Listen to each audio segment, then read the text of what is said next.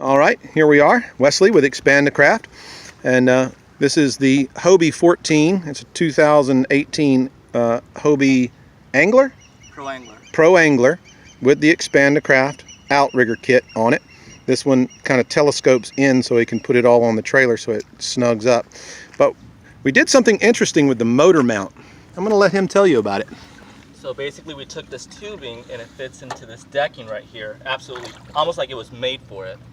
And if you notice right here, all we did was we put two other pieces right here, and there's a 41-pound outboard motor, which is, you know, significantly heavy for this type of application, and it's taking it well. You know, it's really handling well. But you're going to buttress that little angle up a little more, aren't you? I'm going to end up putting a little buttress right here to make sure that when I go full throttle, which I haven't done yet, that all the torque, it can handle it okay, but as of right now, I haven't had any problem. I don't think you're ever going to need full throttle with this boat. It's not going to make you go any faster.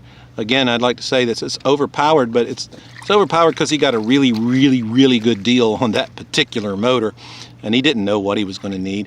But 3.5 is ridiculously overpowered, but that means you only have to do a crack over idle to maintain 5 knots, which is about all you can expect to cruise at on this boat. You're going to get hull speed and nothing more. And there you have it, expandacraft.com. Check out more videos on this particular boat by subscribing.